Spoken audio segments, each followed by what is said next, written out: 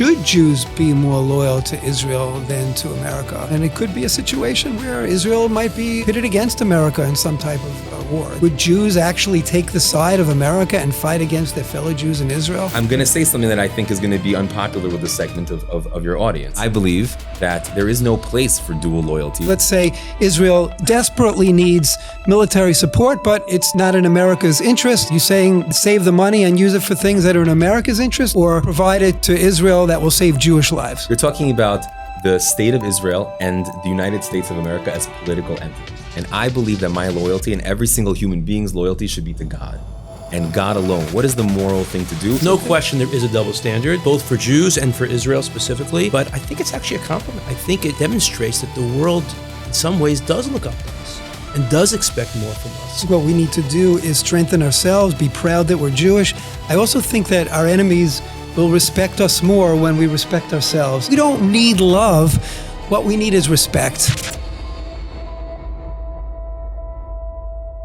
Okay, I would like to introduce our distinguished guests. Rabbi Tully Bryks is an internationally acclaimed speaker and educator who's inspired audiences on 6 continents and at more than 100 universities worldwide, including Harvard, Columbia, and Cornell. He is married and the proud father of 5 children and 2 grandchildren. Rabbi Dubov, born in Soviet-era Minsk to a secular Jewish family, Rabbi MZ Dubov immigrated to the U.S. and grew up in Brooklyn before graduating from Boston College School of Management.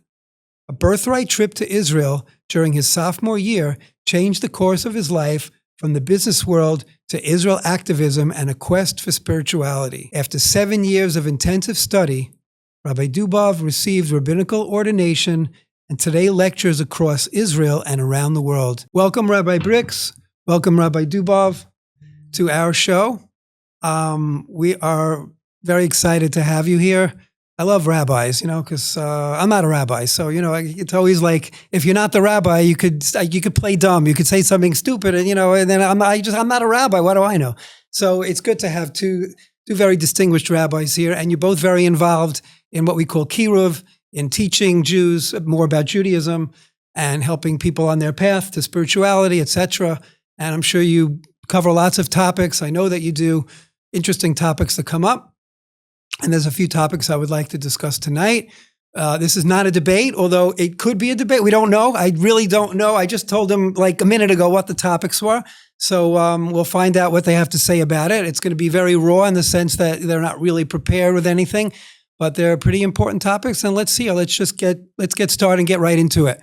So topic number 1, we're going to discuss the idea of the chosen people. We all know that the Jews are the chosen people. The Torah itself tells us how distinguished we are from other nations of the world, that we have a different role. And maybe that doesn't fly so well in this modern politically correct world to be called the chosen people. We can take some flack for that, but on the other hand, we have to be proud of it. So the question, I guess the issues we're going to deal with is, let's say, provocatively, are we better than non-Jews because God told us that we're chosen, which means other nations aren't? Does that mean that we're better? Are we racists? Should we be comfortable to say this publicly and proudly? Or should we kind of take a low profile and, kind of squirm around that and say, no, everybody's the same. We're just different. So I'd like to hear the truth, the real truth, and nothing but the truth. This will be for the record, by the way, gentlemen. So anything that you say can and probably will be held against you. So keep that in mind. But seriously, we want the unfiltered truth.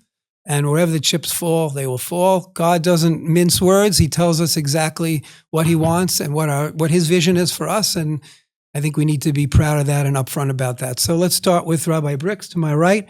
What is your take on the chosen people? Is this racist? Are we better than other non-Jews? First of all, thank you so much for having us here. It's such an honor. He says how we're famous rabbis and amazing, but the truth is Michael Gerbitz is a real celebrity. And I've got to see him in action, the kindness that he offers to... We're going to cut this out, guys. The kindness that he offers to just complete strangers, to open up his home and his heart to so many. It's truly an honor. So I want to tackle this from 2 angles. The first angle is, if you look at many of the commentaries, they actually say that it was us that chose God. God had actually went around with sort of like a smorgasbord offering people, hey, are you interested? Well, what do you got there? Hey, no murder. Oh, no, that's not for me. Oh, what else you got? Oh, I got no idols. Oh, no idols. That's not for me. And it sort of went around. And the Jewish people, the ones said, actually, this sounds exactly what we're looking for. We'd love to join. So that's one take. The second take I want to make is that I'd like to think that number one, everyone is chosen. And number two, everyone should be proud of their role in this world. And I think most people are. The irony is that many Christians will claim that God originally chose the Jews, and then we sinned. Jesus came down, it's a new Messiah, a new destiny, and now they have a chosen way of life. Many Muslims claim God originally chose the Jews. We sinned. Muhammad came down, and now they're chosen. The Jews claim God originally chose the Jews and never changed his mind. So people are like, how could you say that? But really, we're all saying the same thing. We're all saying we have a unique mission in this world. We're proud of it, and people should be proud of their mission. Well, they all accept the Old Testament. And in the Old Testament, what we call the Torah, it's black and white that God chose us. I mean, there are psukim, there are verses that say that outright. So anyone that believes in the Old Testament, even though they believe maybe that it changed after, does have to accept that original premise. So you're right. So really all on the same page. It's a question of currently who has the marching orders. And I have my mission, you have your mission, and it's okay for us to have different missions. That's part of the beauty of the world and the beauty of the Jewish view in the world is we're not here to try to convince you to join us. We actually do go out of our way not to proselytize because we believe every single person, Jew and non-Jew alike, has a unique mission in this world. Well, how does our mission differ from a non-Jewish mission? Okay. One of the simple examples is the commandments. And by the way, even within Judaism, there are different commandments for different people. There's a Kohen, there's a Levite, there's a man, there's a woman, there's a child, there's an elder, and the high priest, and all of us have different sets of commandments based on our particular role. And the same thing applies to the world at large. Jews have up to 613 commandments, but like I said, most have a lot less than that, depending upon where we are within the Jewish people. And non-Jews, we believe in Judaism that also have a unique mission of 7 specific commandments. And if non-Jews follow those commandments, they actually go to the afterlife. And it's not just 7, it's really 7 categories. There are many. It's not so, they say it's hard to be a Jew. It's also hard to be a non-Jew. According to what God wants, there's a role for Jews. And what's the beauty about Judaism is that you're not, condemned to hell if you're not a Jew. Not at all. There's a role for Jews and a role for non-Jews. And each one of us has to fulfill our mission, although we do have more responsibility. And in many ways, we are on a higher level. I mean, I don't know if I can say, I'm going to say it because that is true. Let me hear Rabbi Dubov. Let me just throw one thing I want sure. to add. One way to encapsulate our responsibility is to be a light unto the nations. Absolutely. And we are not an exclusive club. So even though we don't proselytize, there's no wall saying you cannot come. Everyone is welcome, but you are perfectly great the way you are. Right. I shouldn't feel any pressure. Understood. Rabbi Dubov, what do you think? Is it racist to say that we're chosen? Well, it would be racist if we were a race. But I don't think that the Jewish people are a race. I don't think the Jewish people are a race because if you look around the Jewish world, there are Jews of all different races, right? I don't need to get into specifics, but we come in every single shade and color and ethnicity, and we have converts, right? So we're not a race. So it's not racist. We're not. What are we? How would you define the Jewish people? That's difficult. I think that we're a family, and just like a family can have an adopted kid who becomes 100% part of the family, no matter what their background is genealogically or just their life background, they're 100% part of the family, right? And so, by the way, we're not a religion either. I like to argue, especially to my students, because if you really look at it, there are religious Jews, there are completely irreligious Jews.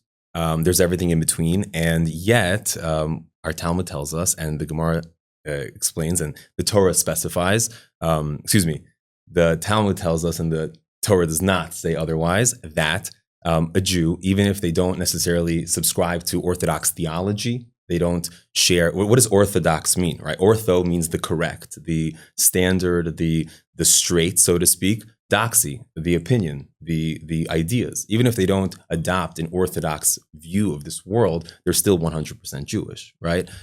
So we're not a religion because a totally irreligious Jew is 100%. They're no less Jewish. Meaning in other religions, again, I'm no expert on Christianity, but if you're not a believer and you don't, we always, growing up, like either a Jew or a Christian, right? Growing up in the United States. So everyone's a Christian, but really, if people don't believe in any God, Christians don't call them Christians. They're not even part of the religion. We call them that because, again, as a Jew, like if you're not Jewish, you're probably Christian, but that doesn't mean you're a believer. So, but in Judaism, it's not that way. You're 100% correct. You don't have to be a believer in Judaism or even in God to be a full-fledged Jew, which is quite interesting. I think it's very unique in terms of, other religions in the world. It is a religion, but it's not only a religion. It's way more than just a religion. Meaning if you don't follow the religion, you're still Jewish. So religion is a strong component of it, but it doesn't define the entirety of what Jewish people are. I agree with that.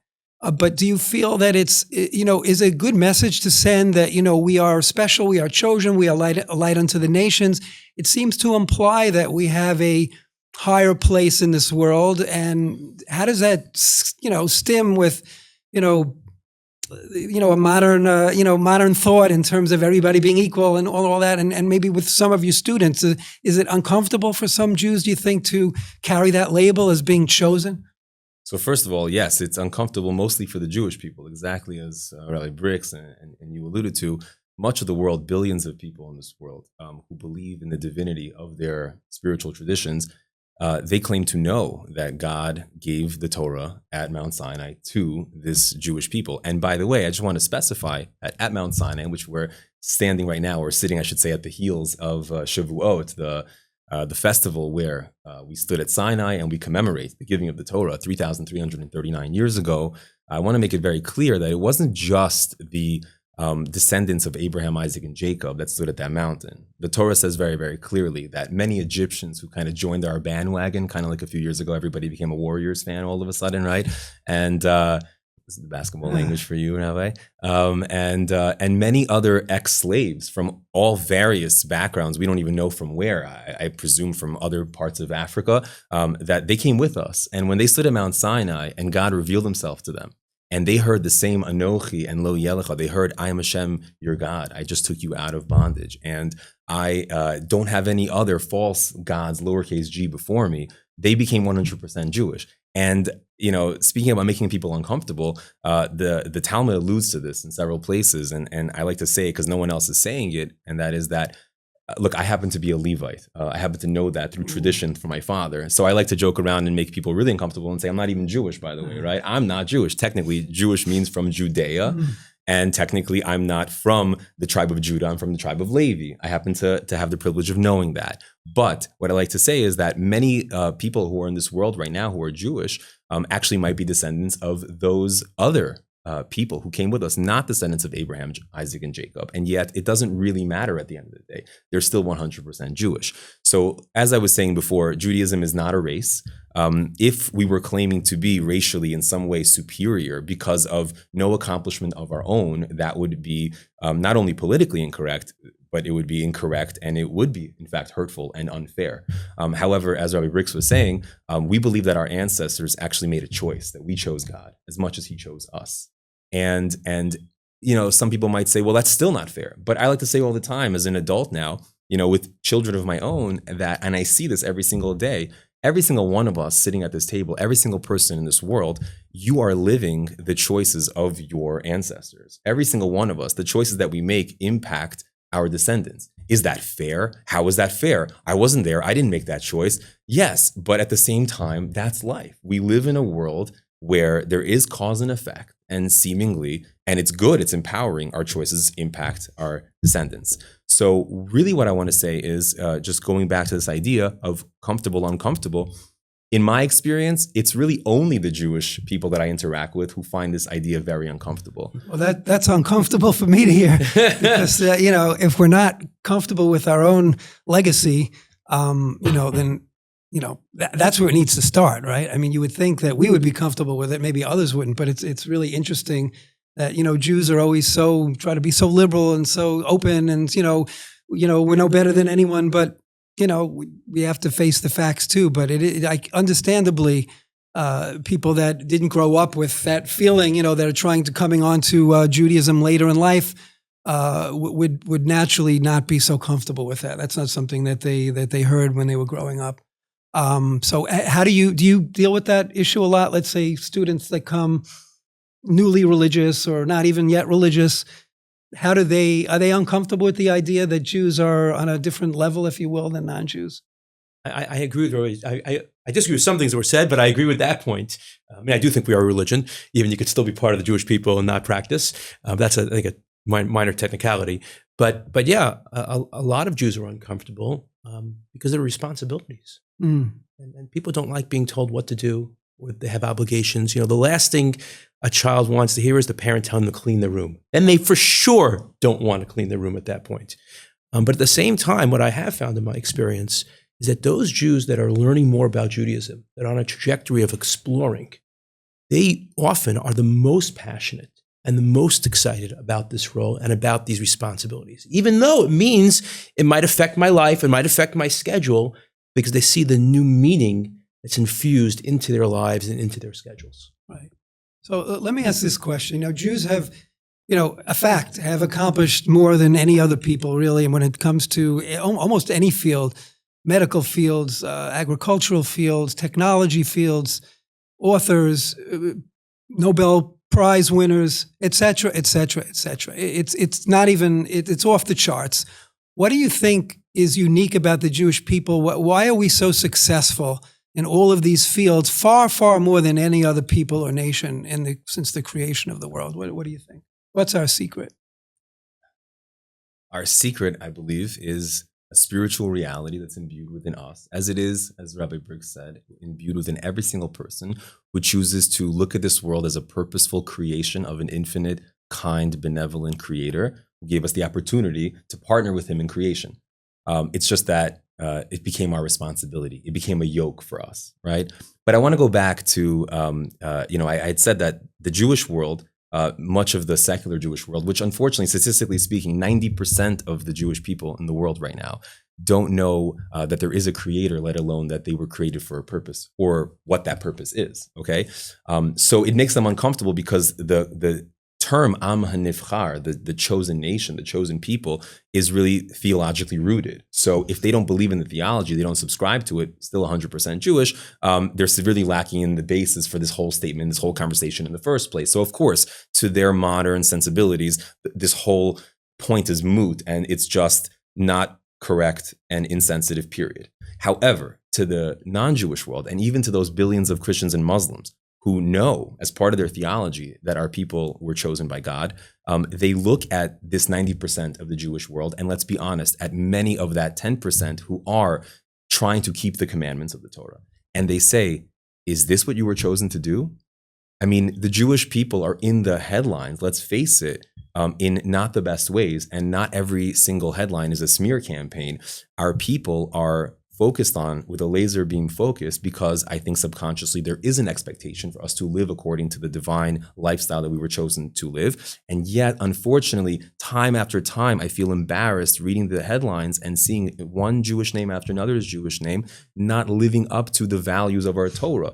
Even those people who are walking around with the big hat and the big beard and all those signs of a superficial, external spiritual system, they also make many mistakes, right? And in fact, the more connected they are, the worse the mistake appears, right?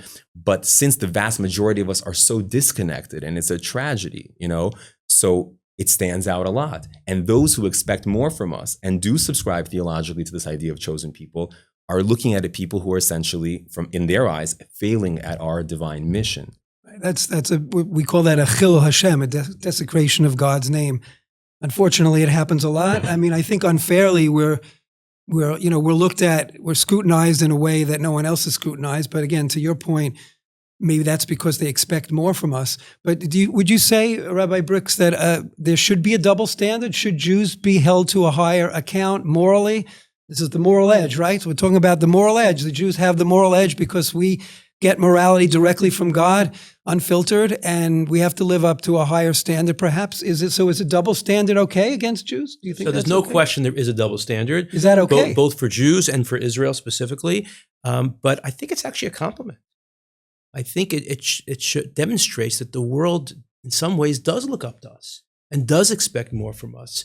And the surprising part is that we don't always appreciate just how much we are capable of. And perhaps we could learn from the world that if they have these high expectations of us, and they're really putting us up on a pedestal to always be in the news and to always be the focus, then perhaps we should look within ourselves, look at the mirror, say, maybe I could become more than I am now. Perhaps I could be a better person tomorrow than I am today. That's a good point. We can always learn from the non-Jews. Sometimes we have to look outside ourselves to see how people see us and say, oh, I'm supposed to be like that. I didn't know that.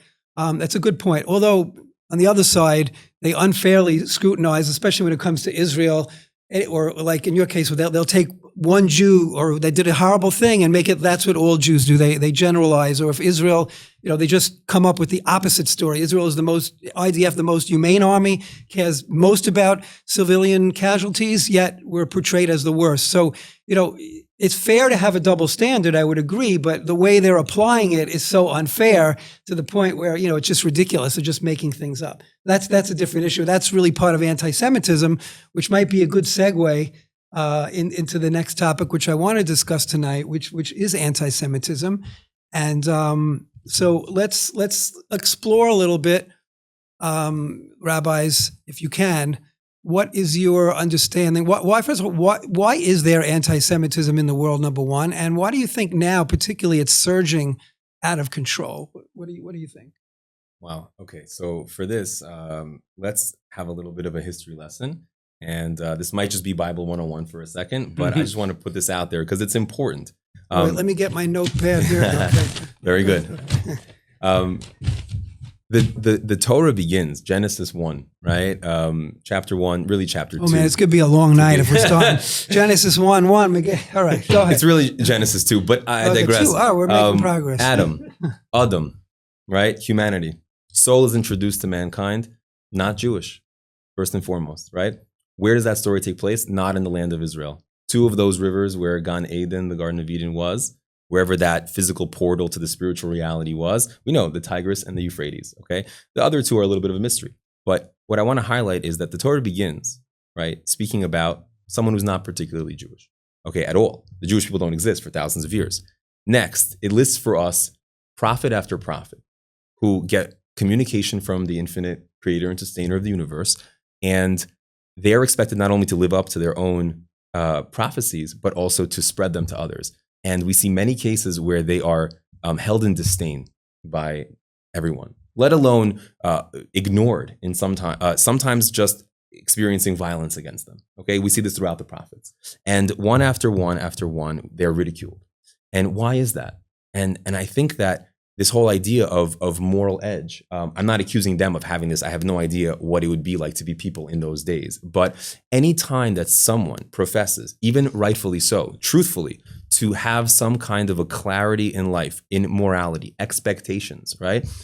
There is a natural pushback from the average person. And I want to be very clear. We learn from the fact that the soul, the divine soul, was introduced to one individual. Again, not particularly Jewish. And therefore, that's why Judaism is such a universalist religion. There's not really supposed to even be the concept of religion, I feel. There's supposed to be human beings connecting to their own selves as souls, other people as souls, and the source of all souls.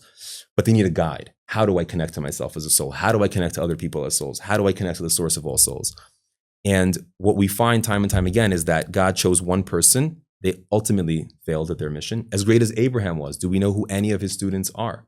Did they sustain the teachings that he taught them? That's a great question, actually. I never thought about that. It's harsh to say this, and I would never say it so bluntly, but seemingly from a Kiruv perspective, he was a failure in that sense, right? But his legacy lived on through his family because God quickly realized, not that anything was a surprise to God. That's a deep theological topic, not for right now. We don't have enough sheets of paper on the table for that. But the point is that God chose a person, an individual prophet, and that endeavor did not succeed. Then he chose a family, Abraham, Isaac, Jacob. Okay. And that unfortunately also pans out on the pages of the Old Testament, the Torah, in the book of Exodus to be a massive failure. Hatred between the brothers, backstab, whatever the intentions were, as lofty and as great as they might have been, we failed as a family, right? That family dispute ended very, very poorly with Joseph, selling him into Egypt, initially trying to kill him. And by the way, Joseph never says he forgives them. And that, so to speak, atonement continued all the way up until the Second Temple period, where our sages tell us that the 10 martyrs that we talk about on Yom Kippur during the service, which many Jews who come to the synagogue on Yom Kippur might be somewhat familiar with, that was finally atoned. Where does anti-Semitism come in? So that's a good question. It's a divine promise in the Torah, by the way. The way that one of my rabbis, I have to give I wouldn't be a proper rabbi if I didn't give a mashal, an analogy, okay? So the analogy that I heard is as follows, is that when someone is driving on a windy, dangerous road, where in this world is likened to this windy, dangerous road, right? If they don't have guardrails, right, on the windy, curvy cliffs, then they're gonna fall off and they're gonna fall down the cliff.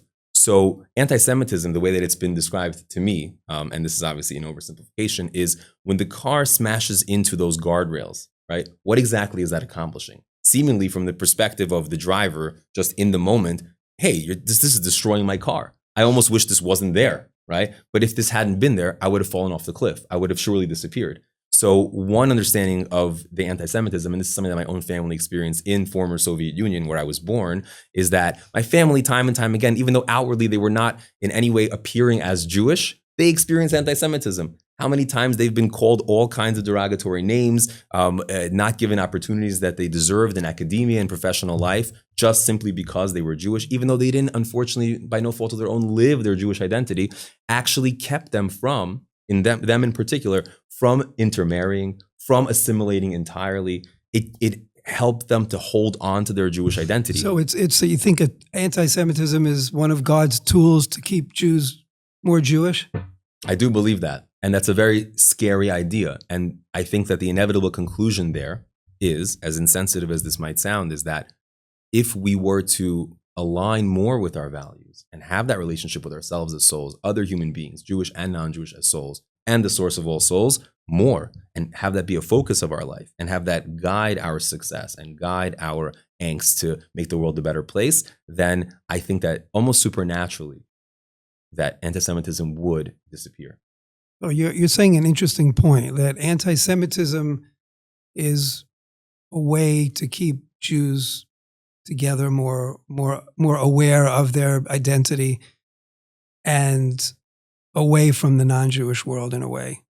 Well, I mean, that's certainly not what the non-Jews are thinking. You know, they're not obviously wanting us to be more Jewish. They're wanting to destroy us. Maybe it's a tool in God's hand, but that's not their motivation. What's your take on it, Rabbi Bryks? What is the motivation of the world at large, most of the world, I would say, to be so anti-Semitic? What is it about Jews that they hate? Why do they hate us? Are they jealous of us? Are they, what is it? How do you understand it? So I'd like to give a little more positive spin. Okay. So first of all, I'll tell you what it's not. Right? It's clearly not because they're jealous, because they're rich and powerful, because most of Jewish history, we were poor and not powerful. Well, not jealous of that. Maybe jealous of our spiritual mission in the world. So again, there were parts of history where the Jews were very into spirituality, and many parts we weren't involved at all. Berlin, the Reform movement declared Berlin is our Jerusalem, Germany is our homeland, and that's where the Holocaust happened. So we weren't very spiritual, and they still hated us. So all of these are just excuses. The Talmud actually says something amazing. The Talmud says that Mount Sinai, the Hebrew word for Sinai, is Sinah. Well, Har Sinai is a play on words with Sinah, and that a great hatred went out into the world when the Torah was given. And essentially, on a subconscious level, every single person knows that the Jews are God's messengers in this world. Well, that's jealousy, isn't it? Let me explain. Subconscious, on a subconscious level. And therefore, if I am an immoral person, I'm naturally going to hate God and his messengers. If I'm a moral person, I'm going to love and embrace God and his messengers. So essentially, the more moral the world is, the more we're going to be embraced and going to be loved. And the more immoral the world is, the more we're going to be targeted and hated. Now, our mission, this goes back, now we're on the same page, is to be a light unto the nations. So the better we do our job, and the more light that we spread, and the more moral the world becomes, the less hatred there'll be targeting any group. But unfortunately, not only are we not sharing light with others, we ourselves are falling short in our own lives. We are not measuring up in so many ways to even basic expectations of morality and clarity and goodness and love.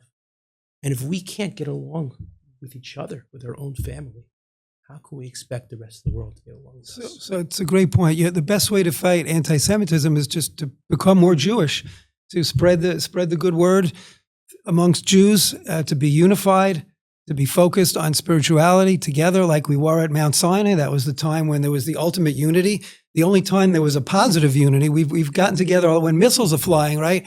We're all, huddled in the same shelter, and wars with Iran, etc. Hamas, Hezbollah, the list goes on. We're very much unified because we have a common enemy and we recognize it clearly.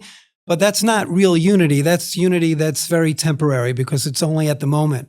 The time when we had the ultimate unity was at Mount Sinai, because there we weren't running away from anything. We weren't hiding from an external enemy. We were unified for the positive reason by connecting to God together. And that's really ultimately what we need to do. But you're saying, interestingly, that will also mitigate the anti-Semitism, because when the more morality we have, more people will kind of recognize that and not try to fight it. But interestingly, you're saying, though, is the immoral people are the ones that are more is that true today? Would you say, if you look at the world today, look at the anti-Semitism, would you say it's coming from immorality? You see that today? Well, I'll tell you the funny thing is, you have to define morals. Hitler was actually a vegetarian for moral reasons, for ethical reasons. He said it was unfair to animals. He wanted to be ethical treatment of animals. And no one would accuse Hitler of being the most upstanding model of morality. So when we say morals, we mean morals based on the Torah. But didn't Hitler also say that the Jewish people represent morality to the world, something like that? Yeah, we're the ones that brought morality to the world. That's one reason why he hates us. He was actually honest. He's one of the few anti-Semites that said, I hate you because you're moral. Right. He actually admitted it. But most will somehow hide it consciously or subconsciously as being something else. But I want to address one more point, because I agree with Rabbi MZ Dubov about that God is sort of like the grand chess master, that he's able to use anti-Semitism as a way to sometimes keep us together. But it's important to acknowledge that we all have free will, which means God is not causing people to hate Jews. It's a choice. But when people make those choices and choose hate and choose to put people down, so what the grand chess master could sometimes do is utilize the other person's moves against them. So even though they're trying to destroy the Jewish people, God's able to take their hatred and take their violence and use it as a way to uplift us and potentially bring us together. So they have free will, though. They're not hating us because they're God's messengers and this is a way to help the Jewish people, right? They're not doing it for that Correct. reason. Although there are times when God does take away free will, like with Pharaoh, right? The first 5 plagues, he decided, he wasn't going to let the Jews go, and then he was just beyond the pale at that point. And then apparently God took away his free will and he didn't let the Jewish people go, not of his own decision, just because God wanted to bring more plagues against the Egyptians and to show God's power in the world in even a grander way. But that's the exception, not the norm. Generally speaking, these Palestinians, these leftists or these now rightists, the Tucker Carlsons, they're not motivated. They're not saying like, we're going to help you guys by just, being anti-Semitic because we want you guys to feel more Jewish. They're not doing that. They're coming from a very evil and perhaps immoral place. And it's just, the phenomenon today is just what's going on in the campuses. I'm sure you hear that from your students, what's going on in the campuses. You can't even be a Jew today. Let me just ask you a question. Should we fight? Certainly we need to become more Jewish. I 100% agree with that. But should we try to fight or stop the anti-Semites, try to convince them? I'm not talking about the people in the middle that really don't know. Yes, we should certainly show our side and teach the world that we are the moral answer to the world's problems. But the ones that are really against us, is it even worth our breath to try to fight them and repress them and have counter rallies? And what should we do about it? Ignore it or fight it? I definitely think that Jews are fighters. I think that deep within us, we're fighters. We're fighters for truth. We're fighters for justice. We're fighters for ending human suffering. I think that's what we are inside. That being said, I feel uncomfortable personally projecting intentionality on those who say or do anything. I don't know what their intentions are. Certainly not Tucker Carlson's. Was he bought? Was he not bought? Right? Does he really believe the things that he's saying? There are some people who have a theological basis for their their resentment of the Jewish people, as was alluded to, right? So I'm not an expert in the many thousands of denominations of Christianity and Catholicism out in the world. I don't know. In fact, I don't even like hearing about, or certainly not hearing about anti-Semitism, but I don't like hearing about the complaints about anti-Semitism. Not that I'm accusing you of that, because for me, it makes the problem worse. I don't think that anybody has ever complained about anti-Semitism, let alone brought lawsuits, or we've also divested in claimed anti-Semites and smeared them as well. I don't think that any of those actions, as well-intended as they might have been, have ever caused less anti-Semitism in the world. I don't think that we have the statistics on that. May have caused more, actually. It may have caused more. I didn't want to say it, but that is the truth, right? It causes more, and it's weak. So I personally believe that we should fight. How should we fight? Should we raise up arms? No, unless someone's coming to kill you. You don't hurt them. You don't cause them harm. But I think that the ultimate way to fight is to realize that, there's real suffering on the side of Jews as well. My parents, my family, my ancestors who were in the Holocaust, they suffered, right? So I'm not going to just say that, they were the guardrail that kept the rest of the nation on. There's real damage that was done, right? Real people died, real people suffered, real people lost so many opportunities, right? But one thing I know for sure is that when we finally came to the United States of America, when we emigrated, I know that looking back in retrospect, and I know that my parents feel this way too now with my awakening and with their own newfound consciousness and understanding of the meaning of Judaism, is that the real way to fight against the Stalins and the Hitlers and the Lenins of the world and all of the communists and all the atheists out there is to become a literate, happy Jew who has a future, a positive future. Right? I always tell my students, especially those from the Soviet Union, my Bukharian students, as you know, they're very proud, but they know very little. And I say, if you don't become literate, if you stay ignorant, Stalin won. That's exactly what he wanted. He wanted us to disappear. And how do the Jews disappear? When Judaism disappears. And then we marry out. And then we just naturally adopt foreign ideals. Then he will have won. Esav would have won, right? Esau, right, would have won. He wants that world domination that Jacob, essentially, some might accuse, stole from him, right, in the biblical story. And ever since that story, right, we've been fighting for who's going to get the upper hand. How does Jacob fight? We're the descendants of Jacob, not Esav. How do we fight? We don't fight with the sword. We will if we have to, and we're pretty good at it. But we don't want to fight that way. We want to fight with our words, with our prayers, with our spirituality. And that's what I think that this is a small, a battleground right now in the minds of the listeners. Is there's a fight going on here. I agree. I couldn't agree more. I think it's in many cases pointless to really confront the anti-Semites directly. I don't think it's only going to rile them up and want more. There's really no point. We're not going to convince them of anything, and it's just going to make them angrier, and there's no point. I think what we need to do is strengthen ourselves, be proud that we're Jewish.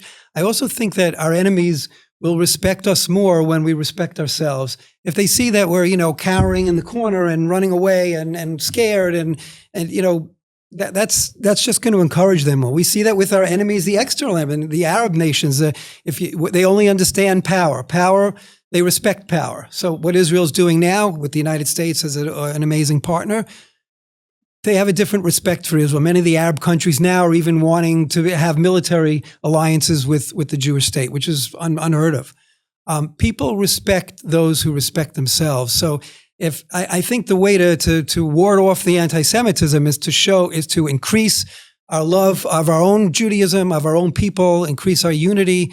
I think all of our problems are really, if we focus inside, and many of the problems that are in Israel as well, political issues and all other things, I think we have to start looking at the outside world. And I think we look at ourselves because ultimately God is the one running the world, right? And like you said, anti-Semitism, you said, it could be a way that, God is trying to send a message to us to strengthen ourselves. We have to respond. We can't be like, I'm not saying like ignore it. It doesn't exist. I'm just saying don't fight it head on. Take the lessons of it and incorporate that into our own being and into our own people. And that is a sign from God. And I think God is making this happen because he's sending a very strong message to ourselves to really focus on what our role is. Like we started in the beginning, the chosen people. What is our role to be a light unto the nations? If we can do more of that, They may not love us more, but they will respect us more. And that's really, I think, what it comes with respect.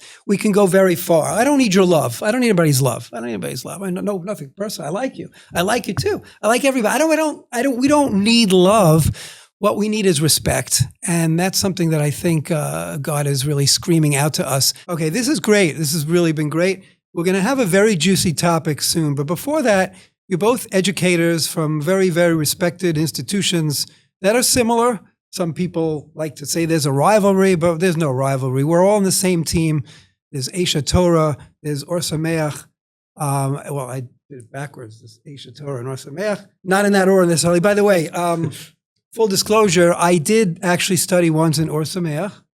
And it's interesting, just last night I met someone at a wedding who is the son of Rabbi Uziel Malevsky. He was my teacher going way, way back, decades ago. Yeah, a very, very famous person, passed away at a young age, but a fabulous Torah scholar. And he was my teacher back, again, decades ago in Ohr Somayach. Now, Aish HaTorah, full disclosure, we have a lot of Aish friends, a lot of my good friends. We're at Aish, opened Aish branches.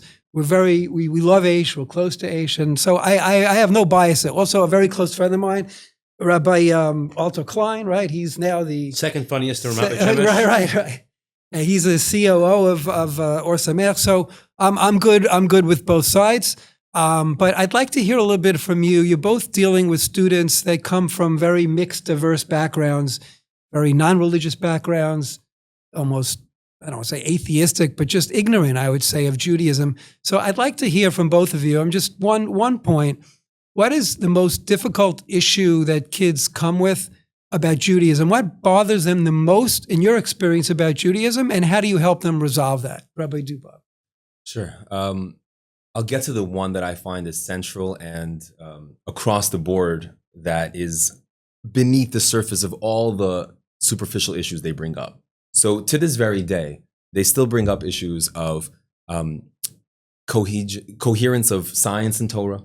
How do those fit together? Aren't there seeming contradictions about age of the universe and common descent and a flood of almost 5,000 years ago around the whole world in their interpretation?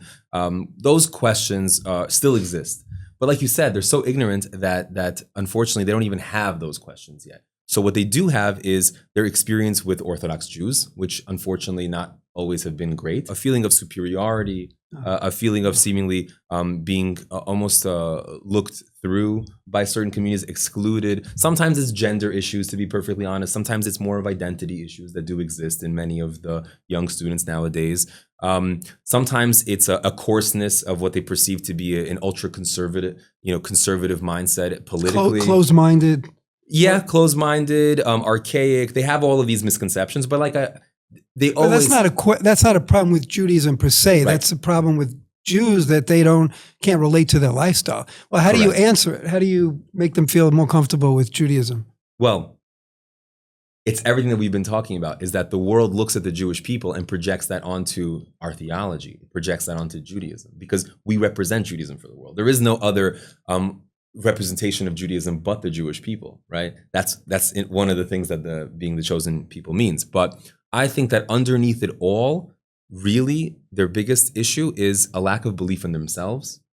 And if you really look at what the Torah is saying that there is an infinite creator and sustainer of the universe who loves you and has a vision for your life that is more pleasurable and more meaningful and more impactful than you can ever imagine. Everything you do, everything you say, even everything you think has a spiritual effect, a physical effect, a spiritual effect that matriculates into and materializes in the physical world. That is a tremendous amount of not only pressure from the negative side, but also of privilege, and that they just don't believe in themselves. Because how do you overcome that? How do you make them believe in themselves? And what you're saying is, this is tying back to what we said before, that the Jews have a unique role. They don't appreciate that role. They don't understand it. How do you make them appreciate it and feel good about it? The first thing I like to do is I like to, having been educated in the public school system similar to them, having been a massive consumer of film and Hollywood and music and video games and all of the venues and the nightlife that they frequent, I like to tell them that the people that designed all of that, they don't have your best interests in mind, right? America's a beautiful place because it is a capitalist society. But that ultimately means that they're not selling you what's good for you. They're selling you what you want. And oftentimes the you that they're speaking to is your most primal you, the most short-sighted you. Right, but how do you get them to appreciate their Judaism? You could knock the society values, but that's fine. But how do you get them to really feel proud to be Jewish and that they have a unique role and to embrace some of these things? What's interesting is being a student at Aish for the first 7 years of my own spiritual journey. So you went through it yourself at Aish. Exactly, yeah. yes. And now having taught there for the past 8 years, I can tell you that my approach is not one where I dive directly into quote unquote Judaism, is that I talk about spirituality, I talk about existence of God, existence of the soul, existence of the afterlife. I talk about living a great life in this world. And I'm speaking their language because, like I said, they're totally not familiar with all of these sources. And when I start speaking in this Jewish jargon, their brains kind of turn off, right? But what they are thinking about and what they are interested in, I speak about that in the language that they understand, right? Often in my class, I will use all kinds of TED Talks and YouTube videos and articles from different Substacks that I want them to read, that I want to discuss with them. And I think that that very much is Jewish. And to answer your other question is that their misconceptions about Judaism, unfortunately, come from people who live a very narrow, xenophobic, unsophisticated Judaism. Again, I'm not blaming any individual person, but like you said, systems are imperfect. And I think that, not knocking the Jewish world, our education system, it's the best we've got. There's a lot of really well-meaning people trying to do their best. There are incredibly exceptional Jews all over the spectrum of Orthodoxy. And in the Jewish world, even non-Orthodox, living incredible Jewish values. That does exist. The problem is that the media that they're doom scrolling through doesn't highlight those positive stories. And they don't necessarily rub shoulders with all of those incredible people that you and I know, right? So whenever they do have experiences, I show them a side of Judaism that they realize very quickly, oh, that's authentic Judaism. And those few people that I experienced Nebuch, they're not living it, right? That makes sense. Yeah. It sounds like experiential is the answer to a lot of the problems, for them to experience authentic Judaism with authentic Jews that are role models, that are people that they can really connect to and respect and look up to. And that probably goes along with, we always say, right, at a Shabbos table, right, you have someone, just sit around at a Sabbath meal, have a drink, enjoy conversation, enjoy storytelling, and that just connecting people to person is can usually answer a lot of the questions, because when they find that people care about them, it's not so much the philosophical issues or a lot of that is, I think, excuses. You have to peel away a lot of the garbage because they're not used to authentic Jewish experiences. And when they see the real thing, it can draw them close, and they may tend to have less and less questions. But let me ask you the same question. You're dealing with kids all the time. I've heard a lot of your speeches. I know, I don't know as many jokes. You don't have as many jokes as Rabbi Klein, but and you're probably bored of the same jokes that I am. You probably heard them more times than I have. But you have your own repertoire, and you're quite good. I've heard you many times. What is the biggest issue that these students pose to you that kind of is blocking them from taking the next step and diving into Judaism more wholeheartedly? So I think it's not a one size fits all. And I also think it has changed over the course of history. And perhaps 30, 40, 50 years ago, intellectual, philosophical questions very much the focus. And I think today, even when people express their questions that way, those aren't really their questions. And to a large extent, I think some people mistakenly think that living a Torah life, living an observant religious lifestyle is a burden. It's going to hold me back. I'm going to miss out on the world. I'm going to miss out on success. I'm not going to become the best me. And when they come, when they come to Ohr Somayach and they learn more about Judaism, and they meet the incredible staff, meet the incredible students, and I would add, and they study not just superficial aspects of Judaism, but they take a deep dive into the Talmud to see what it really is, not the way the media depicts it. But really, my nephew, by the way, went straight from yeshiva to Harvard Law School. Because when someone really studies Judaism at an elite level, that's what unwraps and enables them to see their potential, say, wow, this is incredible. It's not restricting me, it's enabling me. It's not holding me back, it's empowering me. And once a person has that opportunity, the sky is the limit. Wow. Okay. Amazing. So it's the philosophical questions are not, people aren't, they're not thinking in those terms anymore. I think also that there's a fear of like, if I embrace Judaism, well, then I'm going to have to change my lifestyle. Like you say, in a way, more restrictive. People, it's hard to make change, right? It's very hard to make change. We all know that. Did you grow up religious? Partially. There's sort of some things I did, some things I didn't do. And I, together with my parents, really went on a journey. I think I started, then my sister, and then my parents came along. And it's really an honor for me that they've followed suit. Wow, that's beautiful. You see that all the time. It's such a beautiful story. Parents follow the kids. But so was it hard for you? What was your biggest step that you had to take to embrace Judaism fully and observance fully? Well, I think I might have had the mistake that many people have today, which is to look at Judaism as an all or nothing religion. And either I got to keep everything or just forget it. It's just too hard. And once we realize that no one's perfect, and God's not expecting perfection. He's looking for each of us to be the best me that I could be. And I could do it one step at a time, put my foot in the water little by little. And it's amazing. I try to look at each day, am I better today than I was yesterday? And will I be better tomorrow than I am today?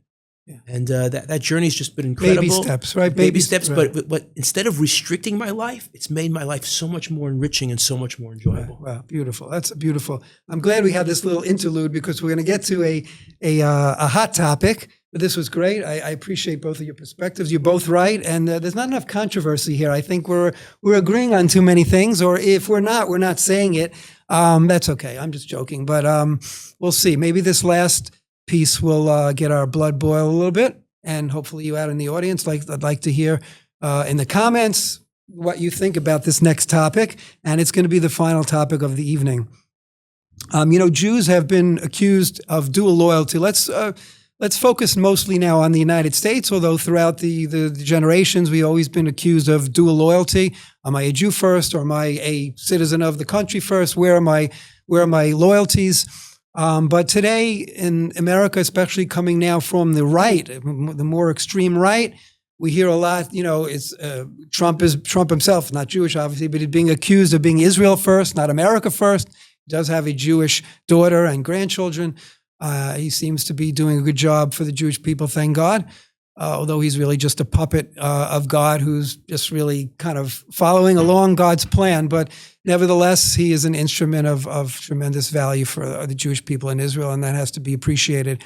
But we hear a lot now from the far right that Jews are much more loyal to Israel, to Judaism, than to America, and they don't have America's interests in mind. So with that little intro, I'd like to ask both of you, is there any truth to that claim that Jews are more loyal to Israel? And secondly, should Jews be more loyal to Israel than to America? I mean, if God forbid there was a war, and right now it's hard to conceive of such a thing, but with Trump, 2 years left, we don't know. The Democrats are just as bad as the far right Republicans. And we don't know what's going to happen. And it could be a situation where Israel might be, pitted against America in some type of war. It seems inconceivable, but it's not. Would Jews actually take the side of America and fight against their fellow Jews in Israel? I know that's an extreme example, but taking this dual loyalty thing to the final step, that could be what we're looking at. So should we, again, is there a dual loyalty problem? Is it a problem? Maybe we should be loyal to Israel first. I'd like to hear what you think. Rabbi Dubov, what's your take on this? I think we have to look at the facts on the ground. I think that, as I had said before, a vast majority of Jews, especially in America, are highly assimilated, not empowered in their Jewish identity. very liberal, if not leftist nowadays. The intermarriage rates are approaching 80%. The level of integration, which from an American perspective, purely from the American government and the American nation's perspective, is a good thing. America wants immigrants to come and to assimilate and to live those, what they call Judeo-Christian values. Oh, but to become right? Americans, To become Americans, proud Americans, right? And put America first, right? And I think that I personally am not a globalist. I think that every nation should put their nation first. So first, let's get back to the reality. Is the average Jew on the ground in America dually loyal or secretly loyal to Israel first? I think the answer is no. And anyone who thinks otherwise, I think they're out of touch with reality. Not the average Jew, but what about the proud Jew, the pro-Israel Jew, the religious Jew, the Jew that's very tapped into their Judaism and their Jewish identity? So what about them? So that's a good question. You'd have to ask them, right? But what? Well, I'm asking you. Well, I'm Israeli now, thank God. I am a proud American. Now we get to the here's the skirting thing. skirting the. I'm not skirting the question. Okay. I'm going to say something that I think is going to be unpopular with a segment of your audience. Great, and that is that hear it. I believe that there is no place for dual loyalty when you are an American citizen and exclusively an American citizen. Then your interest should be the interest of the nation that does so much good for you. That's what I personally believe. My parents, again, were brought up. I was born in Soviet communist Russia, okay, where it was such a perverse notion of what can you do for the state that your identity was completely ignored, and what was best for you was ultimately completely ignored, okay? It was all about the totality. However, America is a beautiful place of religious freedom, all kinds of rights, and if the place where you live, all right, under social contract is providing with so many benefits and so many rights, I believe that loyalty should be exclusively to your nation. At the expense of Israel? I mean, as a Jew, as an observant Jew, one who believes that Israel is obviously the home for the Jewish people and ultimately we will all be there. If there's a conflict between America's interest and Israel's interest of the Jewish state, wouldn't those interests of the Jewish state come before the interests of America? Well, that's a good question. That's really a question for policymakers, right? And those people in positions of power. And if no, but I'm asking, the people. I'm asking you as a regular person, right? Where did you live in America? I lived in Staten Island, New York. Staten Island, New York. Okay, that's a pretty pro-Israel place, unlike most of the other boroughs of New York. Well, it's a more conservative. Not that I shared this identity up until my later college years, but it is a more conservative place. But still, let's say a bill came up and was on the floor. More support for Israel, more military support. By the way, that's an issue that's interesting because personally, I think Israel doesn't need the military support from the United States, and even Netanyahu is now trying to phase that out. But let's go back a few decades. Let's say Israel desperately needs military support, but it's decided by the powers that be that it's not in America's interest. They have other things to spend money on, and it will risk Jewish lives by not having this particular defense equipment.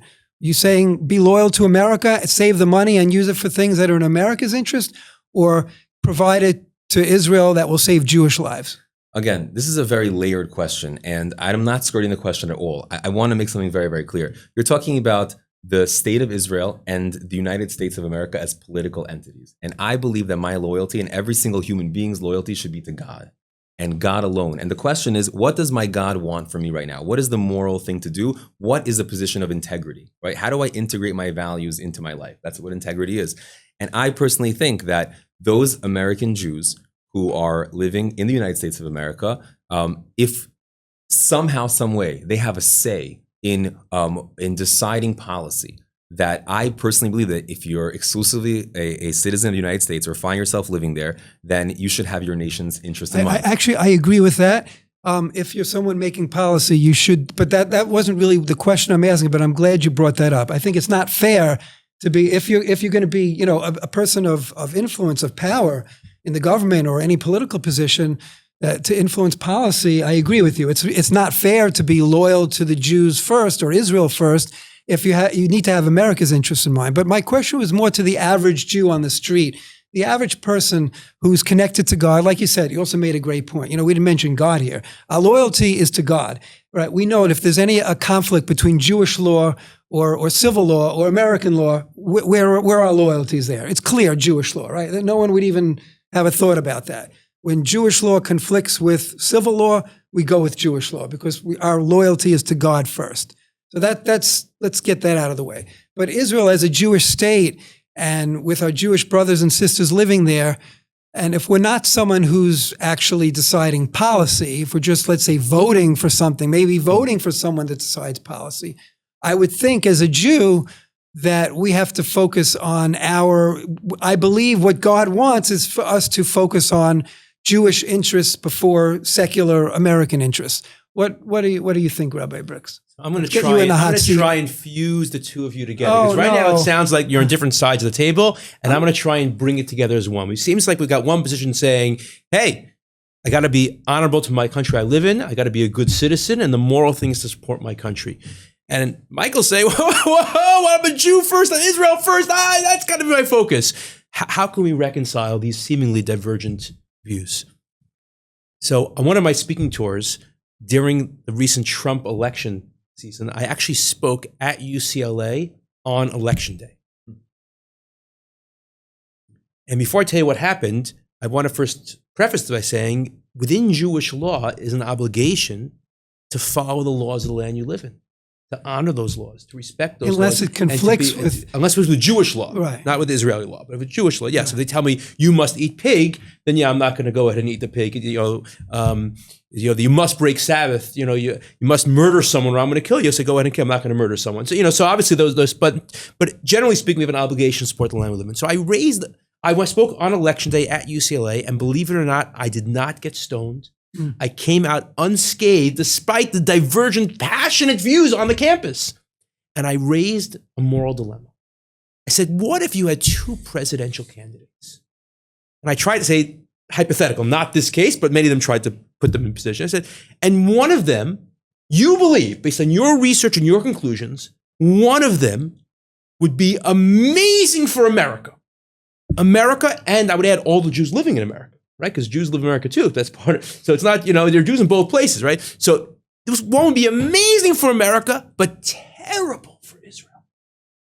And the other candidate would be amazing for Israel and terrible for America.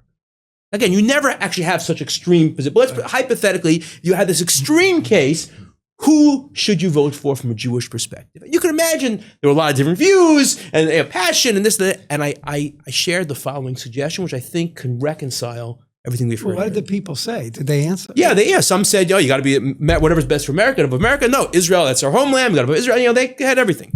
So what I suggested, and after I suggested this, I think most of them said, this actually works. So maybe we could bring peace here at our table. That would be nice. I suggested the Torah actually says that those who bless Israel will be blessed. So basically what I said was, yes, Rabbi MZ's right. Our obligation is to America.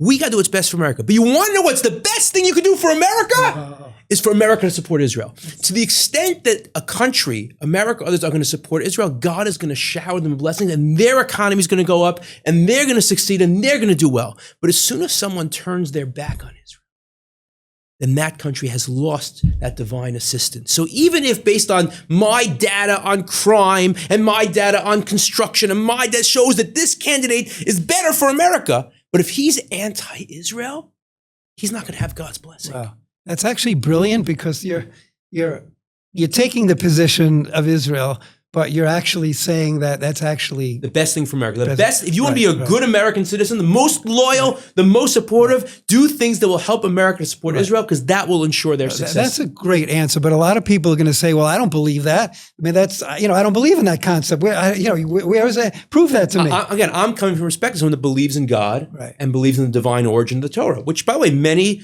in America do believe that, right? The whole Judeo-Christian world, we believe in the Old Testament, believe in God, believe in Israel as God's land. Right. So if you have that perspective, then of course this makes sense. If you're an atheist and you think the whole thing's garbage and make-believe, then obviously you have a different perspective. Right. Amazing. I want to hear your response to that. I'm waiting on pins and needles. Are you going to accept it? Jump at him? What's going to happen? It's a brilliant answer, and I don't think that it has to be a statement of faith. I believe that history speaks volumes about this. I believe that the nations and the kingdoms and the people who have rejected the Jewish people and exiled them en masse Very true. have fallen apart. In fact, to the point where multiple times throughout at least European history, we were begged, and some nations still are begging for their Jewish populations to come back.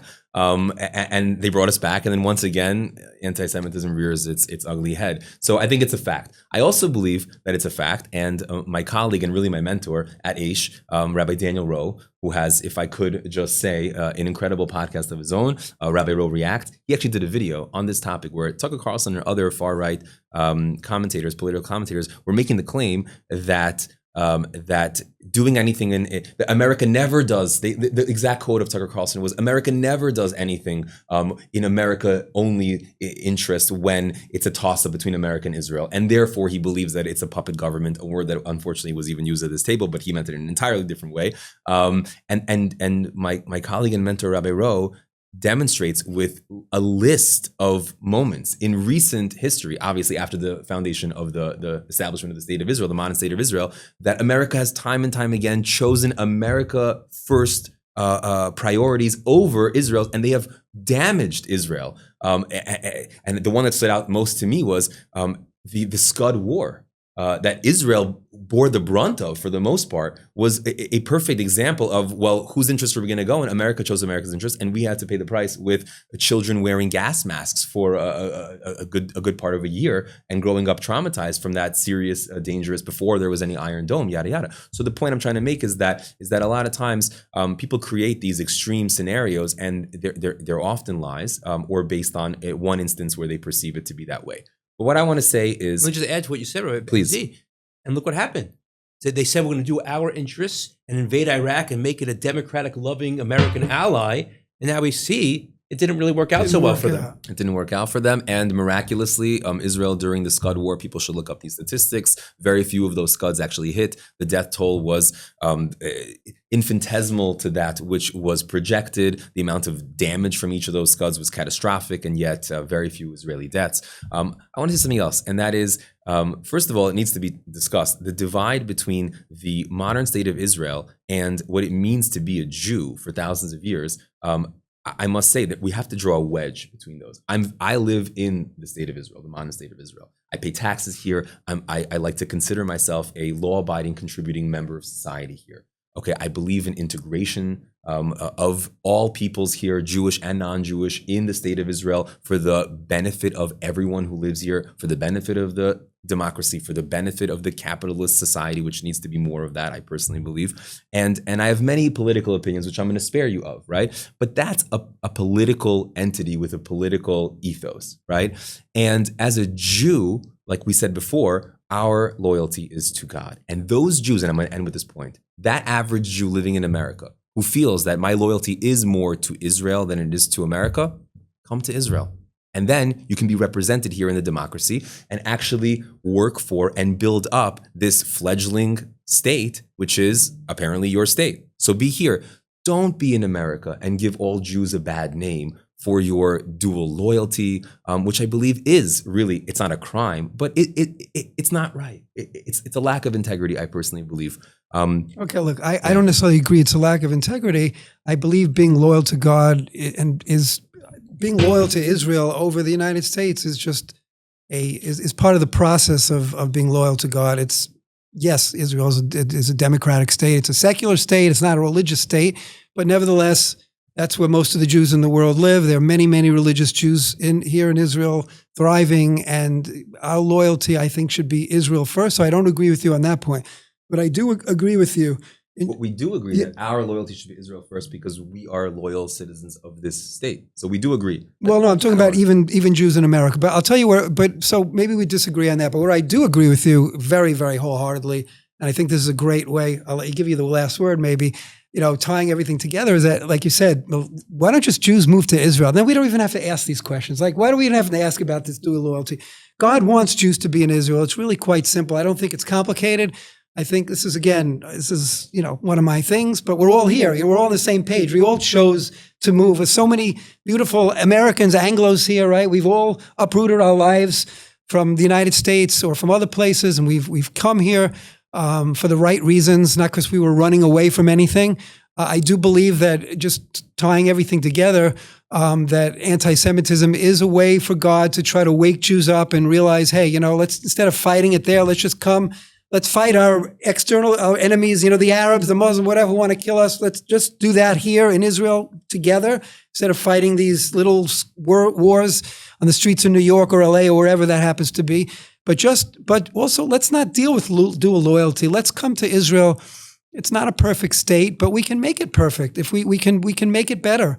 It needs to be more Jewish, right? Israel needs to be more Jewish. There's so many Jews living in Israel that don't even identify as Jews. It sounds crazy, but they identify as Israelis, but not necessarily Jews, because they're missing the whole piece of why are we even here in this land? This land is holy. The people are holy. The Torah is holy. God is holy, and it's all one. You can't separate one from the other. So I agree with you 100%. Just to bring everything together, anti-Semitism, we don't care about it. Just come here. We can fight it, on the internet. We can type, but let's not have a physical presence outside of Israel. I don't think it's necessary. And I also think that with the Mashiach coming, the Messiah coming, the more Jews that are here, he'll come faster. That's a whole other episode. Dual loyalty, why even deal with that issue? And as we started, the chosen people.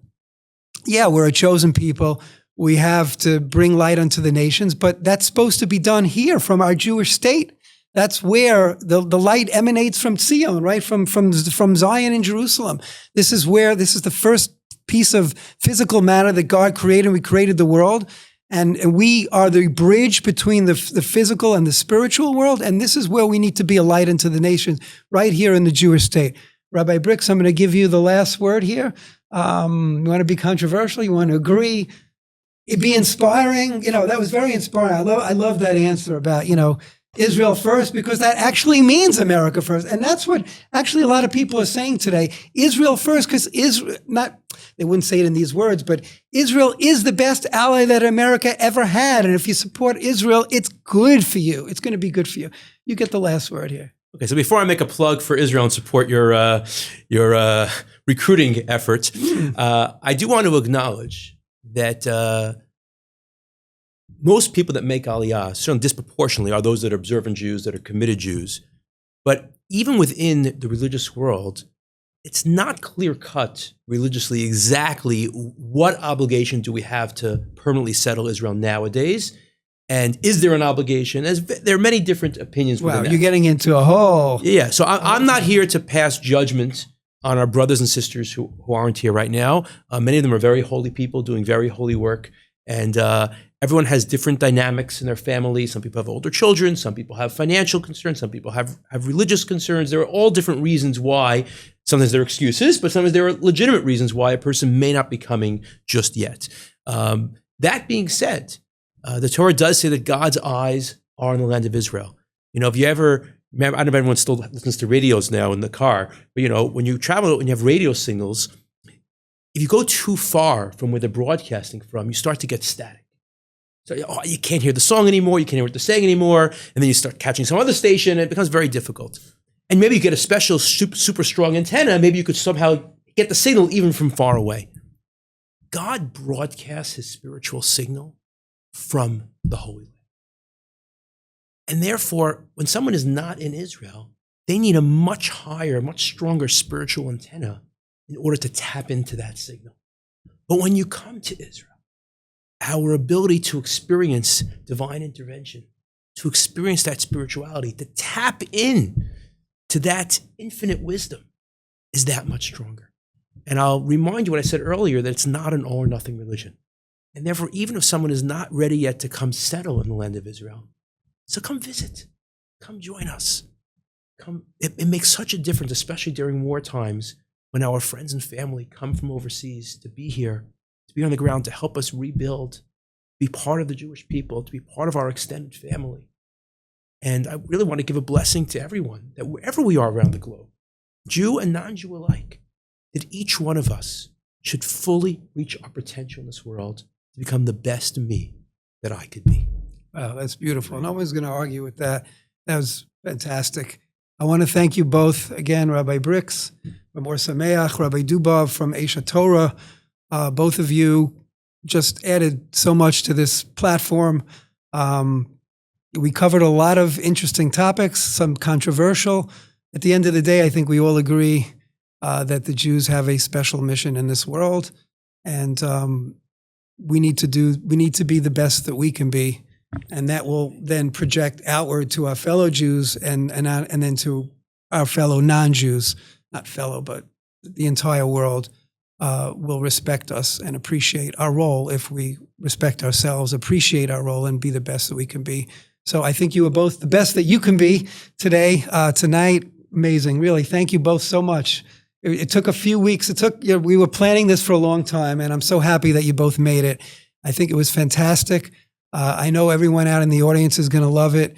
Well, if you made it this far, you watched it. So unless you fast forwarded to the end, but subscribe to the channel. This is just typical of what we're going to have more and more and more of, real issues from real people living in the real land of Israel, broadcasting our very holy, special message to all of you around the world. Thank you so much for joining. And again, thank you both for being part of this.